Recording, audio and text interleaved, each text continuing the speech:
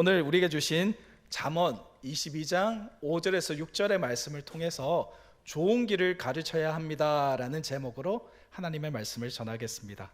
저희 7월 25일부터요 저희 27일까지 저희 여름 성경학교가 소년부와 함께 저희 전화교회에서 있습니다. 우리 여러분들의 많은 격려와 관심 부탁드리면 좋겠습니다. 여러분 많이 관심 가져주시고요, 우리 아이들이 어떻게 즐겁게 행복하게 여기서 많은 것을 배우는지 또 어떻게 지내는지 관심 가져주시면 참으로 좋겠습니다.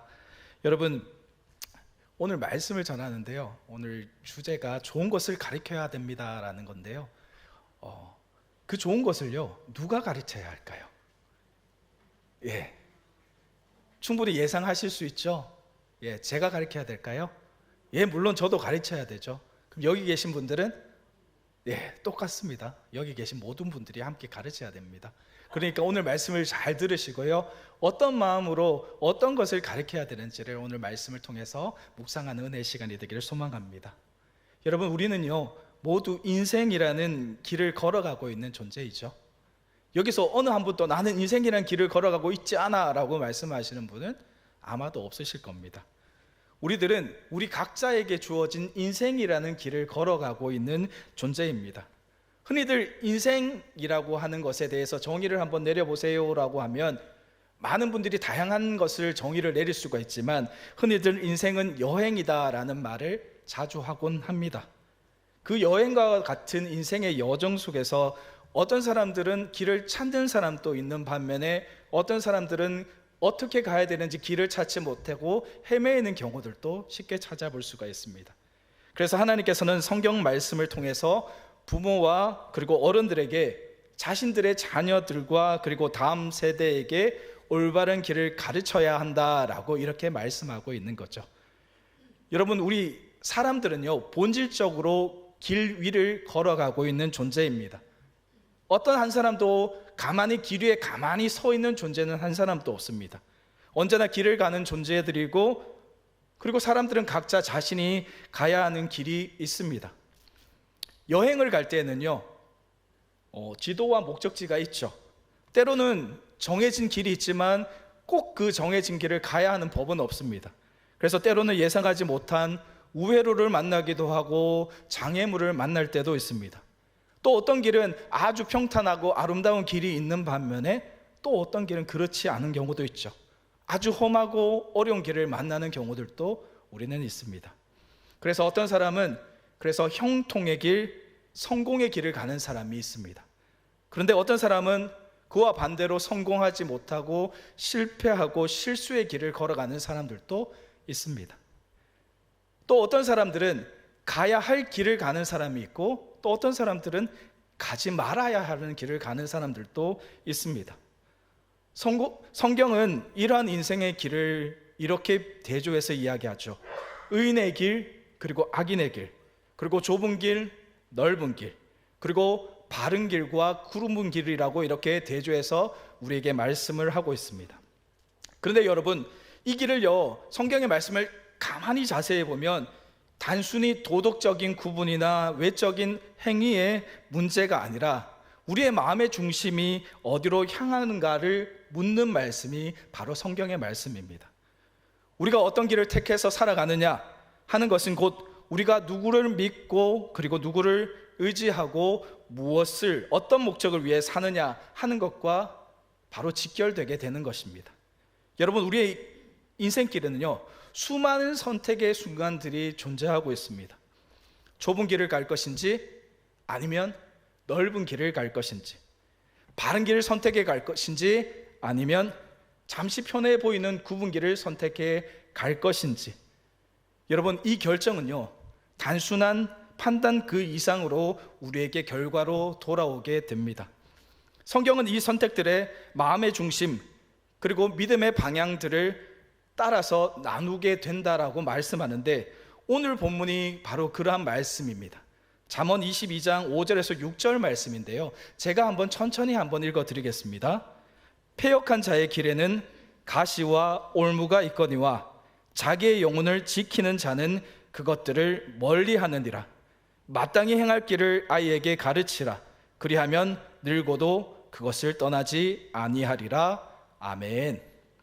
하나님께서는 바로 우리의 자녀들에게, 그리고 우리의 다음 세대들에게 올바르고 바른 생명의 길을 가르치라라고 이렇게 말씀하고 있습니다.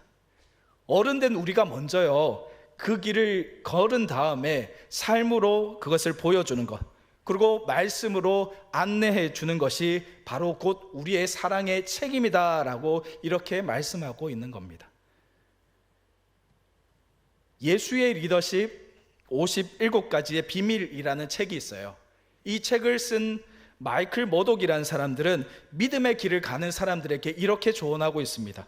지나왔던 길을 되돌아보지 말고 가야 할 곳을 똑바로 쳐다보라 라고 이렇게 조언하고 있습니다. 여러분, 이것은요, 단순하게 동기부여의 말이 아니에요. 바로 그리스도인들의 삶을 통찰하는 바로 그러한 말씀입니다. 왠 줄 아세요? 왜냐하면 좋은 길을 가는 사람들, 바로 그리스도인들의 길을 가는 사람들에는 과거의 미련이 없기 때문입니다. 과거의 미련이 있다라는 것은 지나온 길에 후회가 남았다는 거죠. 그렇지 않나요? 내가 앞을 보고 간다라는 것은 과거와 상관없이 앞을 향해서 직진하여 그것을 온전히 바라보고 간다는 거예요. 앞으로 뛰어가는 사람이 뒤를 힐끗힐끗 바라보고 뛰어간다면 탄력이 붙을까요? 아니죠. 어떠한 목표가 있다면 그 목표를 향해 또렷하게 바라보고 열심히 앞만 보고 가는 사람이 그 목표에 빨리 도전합니다. 그런데요, 자꾸 후회가 나면서 뒤를 돌아보게 되면 그 목표에 온전하게 도달하지 못하는 경우들이 많죠. 뒤를 보고 뛰어가면 어떻게 될까요? 넘어지겠죠. 앞에 돌부리가 있다면 쉽게 넘어질 수밖에 없습니다. 그러므로 우리는 뒤돌아보지 않는 길, 즉 아쉬움이 남지 않는 길, 좋은 길로 가야 하지 않을까요? 여러분, 하나님께서 주시는, 인도하시는 길은 뒤돌아볼 필요가 없는 길입니다. 후회가 없는 길이에요. 하나님께서 인도하시는 길은 말 그대로 생명과 영원으로 이어지는 길이기 때문입니다. 그렇기 때문에 우리는 오늘 또 나의 길을 택하는 것이 아니라 하나님께서 인도해 주시는 길로 나아가야 할 줄로 믿습니다. 여러분, 오늘 우리가 이 자리에 모여서 오늘의 말씀을 듣고 묵상하는 이유는 단지 우리가 자신의 길을 점검하기 위해서뿐만은 아닙니다. 우리의 뒤를 따라 걷게 될 이들을 위한 길잡이가 바로 우리가 되어야 하기 때문이에요. 믿음의 길이 있어요. 소망의 길이 있어요. 사랑의 길이 있어요. 그렇다면 그 길 나 혼자 걸어가야 할까요? 아니면 우리 자녀들과 우리 다음 세대에게 알려주고 가르쳐주는 역할을 해야 할까요? 어떻게 해야 될까요? 알려주고 가르쳐주는 역할을 해야 되지 않을까요? 여러분, 수많은 길 중에서 온전한 하나님의 길을 우리가 분명히 알게 되었다면, 그렇다면 우리는 그 길로 나아가야 하고, 그리고 우리의 자녀에게 그것을 분명히 가르쳐야 합니다. 여러분, 그렇다면요, 우리가 어떤 길로 나아가야 되는지 분명히 알아야겠죠. 성경이 말씀하시는 좋은 길이란 무엇일까요? 그리고 오늘 또 우리는 그것을 어떻게 구체적으로 가르쳐야 할까요? 오늘 본문의 말씀을 통해서 함께 묵상해보고, 그리고 그 좋은 길로 나아가는 저와 여러분 다 될 수 있기를 주님의 이름으로 축복합니다. 그럼요, 우리 그리스도인에게 좋은 길이란 과연 어떤 길일까요? 제가 모두 세 가지를 한번 말씀해 드릴게요. 첫 번째, 좋은 길은 바로 예수 그리스도입니다. 네, 우리의 인생에는 수많은 길이 있죠. 사람들이 말하는 성공의 길이 있습니다. 안정된 삶의 길이 있습니다. 여러분, 우리가 말하는 그런 성공으로 가는 길은 세상적인 기준에 따른 길일 뿐이죠. 그 길들은 때로는 화려해 보이기는 하지만, 넓게 뻗어져 있기는 하지만, 그 길이 과연 생명과 이어져 있느냐 하는 것은 사실은 분명하지 않습니다. 그래서 우리는 말씀을 통해서 길의 본질적인 것을 온전히 바라봐야 되겠죠.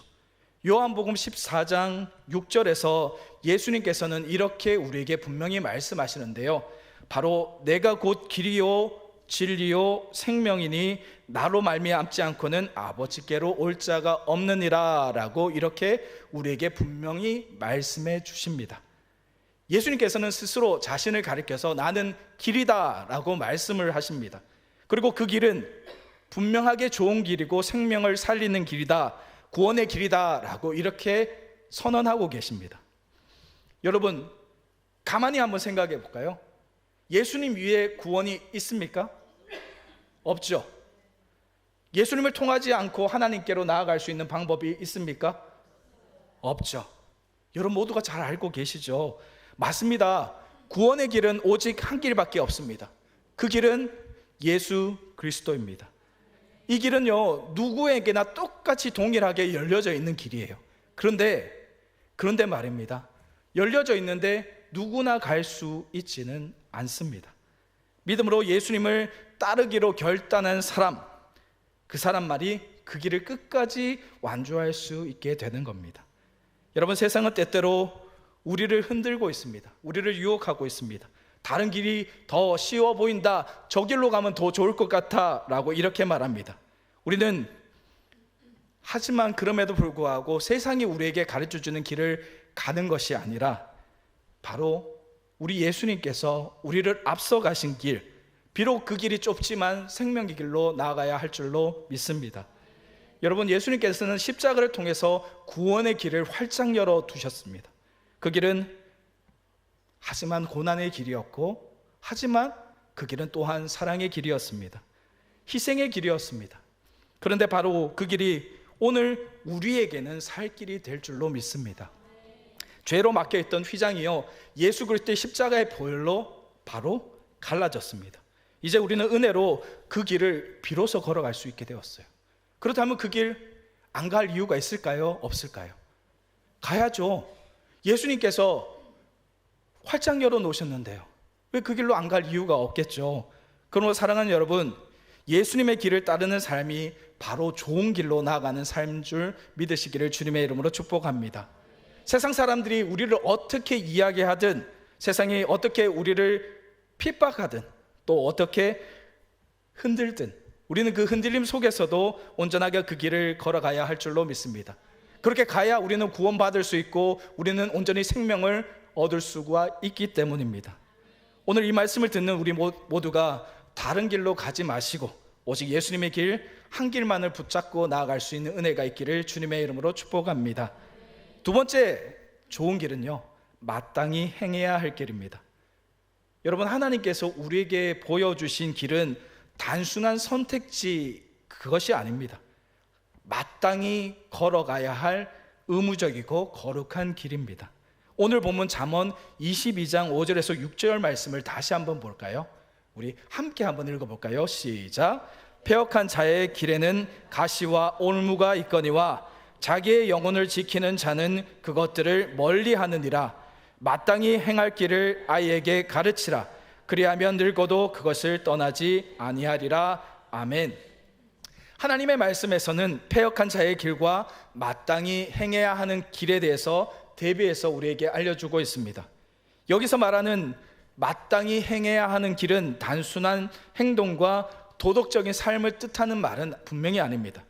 이는 하나님께서 정하신 뜻에 따라 살아가는 삶을 의미하는 것이고, 즉 예수님께서 우리에게 보여주신 좁은 길, 생명의 길을 의미하는 말씀이에요. 그리고 주님께서는 마태복음 7장 13절로부터 14절 말씀에 좁은 문에 대해서 말씀하고 있는데요, 바로 이렇게 이야기합니다. 이 좁은 문은 마땅히 행할 길의 상징인데요, 제가 한번 읽어드릴까요? 좁은 문으로 들어가라. 멸망으로 인도하는 문은 크고 그 길이 넓어 그리로 들어가는 자가 많고, 생명으로 인도하는 문은 좁고 길이 협착하여 찾는 이가 적음이라. 아멘. 여러분, 여기서 말하는요, 마땅히 행해야 하는 길은 넓고 편안한 길이 아니라는 말씀이에요. 때로는 외롭기도 하고 때로는 불편하기도 하고 세상의 오해와 비판도 따르는 길입니다. 하지만 그 길의 끝에는 생명이 있습니다. 그 길의 끝에는 바로 하나님의 은혜가 있다라는 것이에요. 오늘날 많은 사람들이요, 그리스도인들을 비판하고 손가락질합니다. 쉽게 TV에서도 그리스도인들을 비판하는 소리를 너무나 쉽게 접할 수가 있는 세상이 되었습니다. 왜 그럴까요? 이유는 굉장히 단순해요. 우리가 마땅히 행할 길을 벗어나기 때문이에요. 마땅히 가야 할 길을 가야 되는데 그 길에서 벗어나서 살아가고 있기 때문이죠. 바로 세상이 걷고 있는 길을 동일하게 걷고 있기 때문입니다. 말과 행동이 세상 사람과 다를 바가 없다면 어떻게 구별된 삶을 살 수 있다라고 이야기할 수 있을까요? 예수를 믿지 않는 사람들과 똑같이 생각하고 똑같이 행동하고 똑같은 모습으로 살아간다라면 세상의 많은 이들은 우리를 가리켜서 오히려 손가락질합니다. 그 이유는 바로 그리스도인들이 그리스도인답지 않게 살아가고 있다는 것을 세상 사람들도 알기 때문이에요. 예전에는요, 그리스도인들이 참으로 대우받던 시절이 있었습니다. 저는 어느 어떤 교회 다닙니다라면 외상도 할 수 있는 시절이 있었어요. 그런데 지금은 어때요? 교회 다니는 것을 오히려 숨겨야 하는 것이 마땅한 세상처럼 되어가고 있지 않을까요? 옛날에 어떤 교회 목사입니다라고 하면요, 그 목사님이 누군지도 몰라도 존경받던 시절이 있었습니다. 그런데 어떤 교회 목사입니다라면 존경받지 못하는 시절이 되었어요. 왜요? 비단 저희들의 문제뿐만 아니고 모든 많은 그리스도인들이 그리스도인답지 않게 살아가고 있기 때문이에요. 세상 사람과 똑같이 살아가고 똑같이 생각하고 똑같이 행동하기 때문이에요. 마땅히 가야 할 길로 가는 것이 아니라 넓고 편한 길로 가기를 원하고 있기 때문이 아닐까요? 세상 사람들과 똑같은 길을 걸어가고 그들과 차이 없이 똑같이 행동한다면 여러분, 과연 그것을 가리켜서 그분들을 가리켜서 그리스도인이다 라고 이야기할 수 있을까요? 저는 아니라고 생각합니다. 그리스도인이 아니라 그리스도인의 모습처럼 비춰서 살아가기를 원하는 사람 정도 되겠죠. 최소한 그리스도인들은 멸망의 문과 생명의 문을 구별할 줄 알아야 한다는 겁니다. 그리고 하나님께서 기뻐하시는 길을 따르려는 결단이 그 속에 담겨져 있어야 한다는 것이죠. 여러분, 만약에 우리가 멸망의 문과 생명의 문을 구분할 줄 안다라면 절대로 멸망의 문으로 가서는 안 되겠죠. 그런데 문제는 뭔지 아세요? 그것을 구분할 줄 아는데도 불구하고 멸망의 문으로 가는 사람이 있다라는 것입니다. 멸망의 문인 줄 알면서도 가는 사람, 잘못된 길을 걸어가는 사람이 그리스도인이라 칭하는 사람들 가운데 있어요. 많이 있다라는 것이 문제입니다. 최소한 우리가 하나님의 말씀을 들었다면, 그리고 그 길이 잘못되었다는 것을 안다면, 멸망의 문이 무엇인지 구분할 줄 알았다면 최소한 그 길로 가서는 안 되겠죠. 여러분, 우리 모두가 가서는 안 되는 길로 가는 어리석음이 없기를 축복합니다. 비록 멸망의 문이 더 화려해 보이고 커 보이고 더 많은 사람들이 그리로 편하게 들어간다 하여도 우리는 절대로 그 문을 들어가서는 안 됩니다. 그리스도인이란 다수가 걷는 길로 가기보다 하나님께서 명하신 길로 가는 사람이 바로 참으로 그리스도인 줄 믿습니다. 비록 마땅히 행할 길이 때로는 좁고 협착하다 하여도 여러분, 그 길의 끝에는요, 은혜가 있습니다. 승리가 있어요. 그리고 생명의 길임을 믿습니다. 사랑하는 여러분, 우리의 삶의 방향을 다시 한번 점검해 보기를 소망합니다. 나는 과연 지금 마땅한 길을 행하고 걸어가고 있는가? 내 삶은 그리스도인답게 구별되어 살아가고 있는가? 여러분, 이 질문 앞에 우리가 진실되게 나아갈 때 비로소 우리는 주님의 길, 좁은 길, 좋은 길로 나아가는 은혜의 걸음을 회복할 수 있을 줄로 믿습니다. 저와 여러분들 절대로 멸망의 문이 아니라 생명의 문, 마땅히 행해야 하는 길, 좋은 길로 나아가는 은혜가 있기를 주님의 이름으로 축복합니다. 세 번째, 그리스도인은 좋은 길을 가르쳐야 됩니다. 여러분, 하나님의 말씀은요, 단순한 정보가 아닙니다.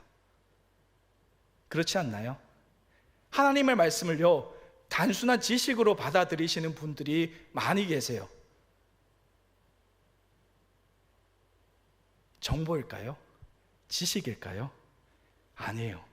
하나님의 말씀은 우리의 삶을 이끄시는 방향입니다. 그렇기에 그리스도인들은 받은 말씀을 지키는 데 그치지 않고 다음 세대에 전하는, 그리고 가르치는 사명을 함께 감당해야 한다는 것입니다. 오늘 본문 말씀 6절을 보면요, 이렇게 되어 있습니다. 마땅히 행할 길을 아이에게 가르치라. 그리하면 늙어도 그것을 떠나지 아니하리라. 아멘. 여러분, 여기서 가장 중요한 단어가 뭘까요? 마땅히예요. 마땅히. 가르치는 것이 선택하는 것이 아니라 반드시 행해야 하는 것이다 라고 우리에게 알려주고 있는 말씀입니다. 반대로요, 성경은 잘못된 것을 가르치는 사례들도 우리에게 알려주고 있습니다. 발람이라는 사람은요, 욕심에 이끌려서 하나님의 뜻보다 자신의 이익을 먼저 생각하였습니다. 그리고 성경에 나온 여러 거짓 선지자들은 사람들을 오히려 파멸의 길로 인도하는 경우들도 우리는 쉽게 찾아볼 수가 있습니다. 잠언 16장 25절은 이렇게 우리에게 경고하고 있습니다. 어떤 길은 사람이 보기에 바르나 필경은 사망의 길이니라. 아멘. 겉보기에는 괜찮아 보여도 결국에는 파멸과 사망에 이르는 길이 우리에게 존재한다라는 것이에요. 그렇기 때문에 우리 부모, 믿음의 부모들은, 어른된 우리는 우리의 자녀들에게 좋은 길을 가르쳐야 되고 생명의 길을 가르쳐야 하지 않을까요? 우리 자녀가요, 죽음의 길로 가면 될까요? 안 될까요? 돼요? 안 되잖아요. 내 자녀 천국 가야 되죠. 지옥 가면 돼요? 안 돼요? 안 되잖아요. 그러면 어떻게 해야 돼요? 가르쳐야 한다라는 거예요. 무엇을요? 우리가 들은 말씀, 그것을 그대로 우리 자녀에게 가르쳐야 된다는 거예요. 좋은 말씀을 배웠으면 뭐 해요? 내가 실행하지 않고 내 삶에 그것을 나타내지 않고 우리 자녀에게 그것을 보여주고 가르쳐 주지 않는다라면 우리 자녀는 결국에 어디로 갈까요? 네, 천국이 아니라 지옥으로 갈 수도 있다라는 거예요. 두렵지 않으세요? 나보다 더 소중한 나의 아이들이 천국이 아니라 잘못된 길로 들어갈 수 있다라는 생각을 우리는 늘 가지고 살아가셔야 한다라는 겁니다. 최근에 우리 사회에서는 자연육아라는 이름으로 태어나서부터 바른 교육을 강조하는 흐름이 있습니다. 태아 때 교육이 여든까지 간다라는 그러한 슬로건을 가지고 어릴 적 가르침은 평생을 좌우한다라고 이렇게 가르치고 있죠. 여러분, 이것은요, 비단 사회에서만 뿐만이 아니라 우리 그리스도인에게도 똑같이 적용할 수 있는 말입니다. 어릴 때부터 말씀을 따라 사는 길을 배우면 우리 자녀들은 흔들리지 않고 생명의 길로 한 발자국 한 발자국 나아갈 수 있게 됩니다. 하지만 문제는요, 가르치지 않는다라면 절대로 스스로 그 길로 갈 수 없다라는 겁니다. 우리 자녀에게 그 길을 가르치지 않는다라면 우리 자녀는요, 그 길이 생명의 길인지 사망의 길인지 구분할 수 없게 된다라는 거죠. 가르쳐야만 길을 찾고 가르쳐야만 그 길로 나아갈 수 있게 되는 겁니다. 여러분, 가르치지 않으면 우리 자녀들은요, 당연합니다. 가르치지 않는다면 세상의 길, 편한 길, 멸망의 길로 나아갈 수밖에 없다라는 거죠. 그렇다면 여러분, 과연 누가 우리 자녀에게 그 생명의 길을 가르쳐야 할까요? 누가 가르쳐야 할까요? 다른 사람이 대신할 수 없습니다. 교회도, 학교도, 목회자도 부모의 자리를 대신할 수가 없습니다. 여러분, 우리 자녀의 구원의 문제는 부모의 믿음, 가르침에 의해서 그 위에 세워질 수 있다는 거예요. 우리는 부모로서 나의 자녀에게 이것을 가르쳐야 할 의무가 있는 것입니다. 성경은 우리에게 패역한 자의 길이 아니라 좋은 길이고 마땅히 행할 길을 가르치라라고 분명하게 말씀하고 있습니다. 우리가 온전히 우리 자녀들을 믿음 안에서 가르칠 때 자녀는 부모님의 가르침을 따라서 생명의 길로 나아갈 줄로 믿습니다. 반대로 내가 목숨을 다하지 않고 생명을 다하지 않고 자녀를 가르치지 않는다면 우리 자녀는요, 어디로 갈지 모릅니다. 내가 목숨을 다해서 생명의 길을 가르치면 나의 자녀는 생명의 길로 가게 됩니다. 여러분, 나는 가르치는 은사가 없어, 나는 가르치는 역할이 아니라 이렇게 절대 생각하지 마시기 바랍니다. 나의 자녀의 구원 다른 사람에게 달려있지 않아요. 바로 나에게 달려 있습니다. 누구도 그것을 대신해 줄 수가 없습니다. 사랑하는 여러분, 우리가 오늘 이 말씀을 듣고 가르침의 책임을 다시 마음에 새겼다면, 우리가 그것을 위해서 노력한다면 하나님께서 그것을 도와주실 줄로 믿습니다. 나는 힘이 없잖아요. 나는 능력이 부족하잖아요. 하지만 내가 하기 위해서 노력하고 힘써 그 길로 나아간다면 누가 도와주신다고요? 하나님께서 그 길로 나에게 새 힘을 주시고 능력을, 은혜를 베풀어 주실 줄로 믿습니다.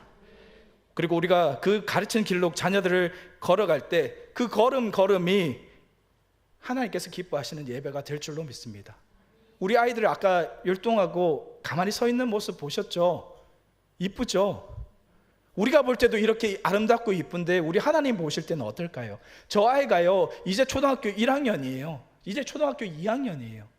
이 아이가 어릴 적부터 온전한 믿음을 가지고 부모의 가르침, 교회의 가르침, 그 가르침 속에서 참으로 믿음의 길로 한 발 한 발 걸어간다면 하나님이 도와주실 것이고 하나님이 그 아이의 삶을 예배로 받아주신다라는 것입니다. 그렇다면 이제 우리가 좋은 길에 대해서 이렇게 알았어요. 그러면 어떻게 가르쳐야 될까요? 오늘 이 말씀 잘 들으시고요, 여러분 이 말씀 마음에 새기고요, 진정으로 가르치는 자가 될 수 있기를 주님의 이름으로 축복합니다. 세 가지를 모두 말씀드리겠습니다. 첫 번째, 삶의 본을 통해서 가르쳐야 됩니다.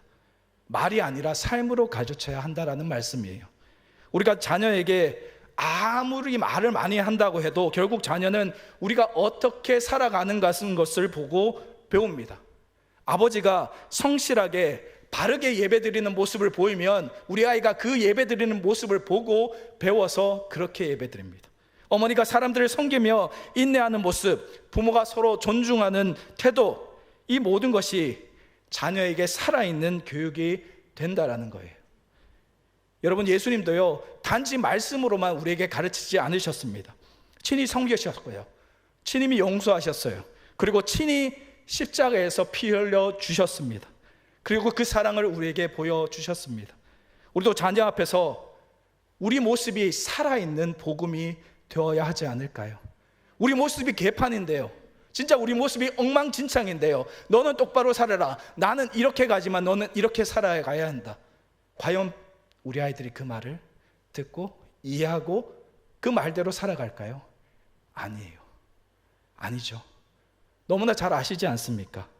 여러분, 이것만 꼭 기억하시기 바랍니다. 우리의 삶 전체가 자녀에게 보여지는 설교이다. 우리 삶이요, 자녀에게 보여주는 설교가 되어야 할 줄로 믿습니다. 두 번째, 반복과 기도로 우리 자녀를 가르쳐야 됩니다. 여러분, 사랑은요, 포기하지 않는 거예요. 자녀 교육은 한 번의 가르침으로 끝나지 않습니다. 때론 잔소리처럼 느껴질 수도 있지만 말씀을 반복해서 들려주고 삶의 상황마다 적용해 줄 수 있는 인내가 우리에게 필요합니다. 그런데 하지만 그것만으로는 부족해요.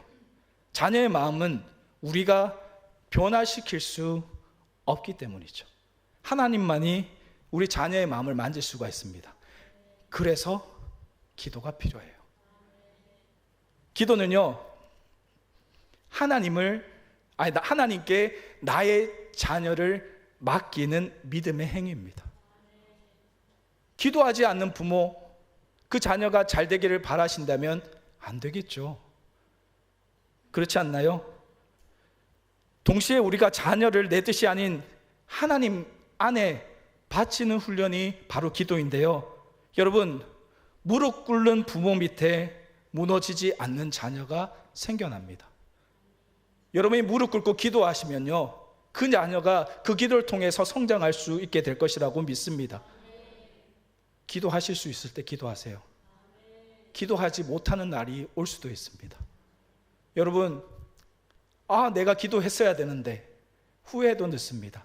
내가 있는 그 시간, 그 자리, 그때마다 우리 자녀를 위해서 기도할 수 있는 여러분 될 수 있기를 주님의 이름으로 축복합니다. 세 번째, 마지막인데요, 공동체와 함께 양육해야 됩니다. 여러분, 옛말에 이런 말이 있죠. 아이 하나를 키우려면 한 마을이 필요하다라는 말이 있습니다. 여러분, 신앙의 여정은 절대로 혼자 걸을 수가 없습니다. 자녀가 말씀 안에서 자라기 위해서는 가정과 교회가 함께 손잡아야 됩니다. 주일학교, 청소년부, 교회의 어른들 모두가 믿음의 모델이 되어 주셔야 됩니다. 아이들과 함께 동행할 때 자녀는 더 넓은 사랑 안에서 믿음을 배워나갈 수 있게 됩니다. 또한 부모도 교회와 격려와 기도를 통해서 지치지 않고 양육의 사명을 감당할 수 있게 됩니다. 여러분, 믿음의 가정이 세워질 때 믿음의 교회도 세워집니다. 또 반대로 믿음의 공동체가 세워질 때 믿음의 가정도 세워질 수 있을 줄로 믿습니다. 사랑하는 여러분, 우리가 걷는 길은 누구나 가는 넓은 길이 아닐 수도 있습니다.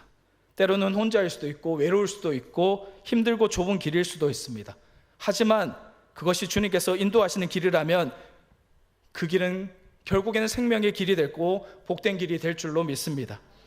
옥하는 목사님께서 생전에 이렇게 질문하셨다고 합니다. 나는 좁은 길로 가고 있는가? 이 질문을 던지시면서 네 가지를 하고 있다면 좁은 길로 갈 수 있다, 할 수 있다라고 이렇게 이야기하셨는데요. 그 네 가지 중에 첫 번째는 이렇습니다. 세상에서 신앙생활을 하는 것이 어렵다고 생각하는가? 두 번째, 날마다 자기를 부인하는 삶을 살아가고 있는가? 세 번째, 신앙생활을 위해 나는 무엇을 희생하고 있는가? 네 번째, 하나님의 나라를 생각할 때 기쁨과 감격이 있는가? 여러분들은 과연 이 네 가지 질문 가운데 어떤 것을 하고 계십니까? 여러분, 이 네 가지 중에 하나라도 우리가 느끼고 경험하고 있다면 우리는 좁은 길을 나아가고 있는 줄로 믿습니다. 여러분, 좁은 길로 가는 것은 쉽지 않아요. 제가 오늘 말씀드렸던 것 쉽지 않습니다. 어렵습니다. 하지만 가야 되는 길이고 반드시 해야 하는 일입니다. 시편 1편은 우리에게 이렇게 말씀하죠. 시편 1편 말씀을 제가 한번 읽어드리겠습니다. 복 있는 사람은 악인의 꾀를 쫓지 아니하며 죄인의 길에 서지 아니하며 오만한 자의 자리에 앉지 아니하고 오직 여호와의 율법을 즐거워하며 그 율법을 주야로 묵상하는 자로다. 악인은 그렇지 않으며 오직 바람에 나는 겨와 같도다. 그러므로 악인이 심판을 견디지 못하여 죄인이 의인의 회중에 들지 못하리로다. 대저 의인의 길은 여호와께서 인정하시나 악인의 길은 망하리로다. 아멘. 여러분, 오늘 말씀을 통해서요, 여러분의 마음에도 결단의 은혜가 있기를 주님의 이름으로 축복합니다. 여러분, 이렇게 결단했으면 좋겠습니다. 혹 내가 지금까지 좋은 길을 찾지 못했다면 이제는 좋은 길을 찾아 걸어가리라. 혹 내가 지금 이미 좋은 길을 걷고 있다면 더 힘을 내서 그 길을 끝까지 완주하리라. 혹 내가 아직 그 길을 가르치지 못했다면 오늘부터 나는 나의 자녀와 다음 세대 아이들에게 좋은 길을 가르치리라. 그래서 내가 가르친 자녀와 함께 그 좋은 길로 나아가리라. 여러분, 이러한 결단의 은혜가 있기를 주님의 이름으로 축복합니다. 여러분, 이번 여름 성경학교를 통해서 우리 아이들이 좋은 길을 배워갈 수 있기를 소망합니다. 그 좋은 길, 예수님의 길, 생명의 길을 배워서 함께 걸어가는 축복을 우리 아이들이 누렸으면 좋겠습니다. 설령 지금은 그 길이 나에게 유익해 보이지 않더라도 결국 그 길이 영혼을 살리는 길이고 구원의 길임을 우리가 모두 알지 않습니까? 여러분, 이 길은요, 세상 무엇과도 바꿀 수 없는 하나님의 은혜임을 믿으시기를 주님의 이름으로 축복합니다. 사랑하는 여러분, 이것을 반드시 기억하셔서 오늘 주님께서 우리에게 허락하신 참되고 복된 길로 나아가심으로 언제나 주님의 놀라우신 사랑 안에 거하는, 그래서 늘 감사와 기쁨이 넘치는 저와 여러분 다 될 수 있기를 주님의 이름으로 축복합니다.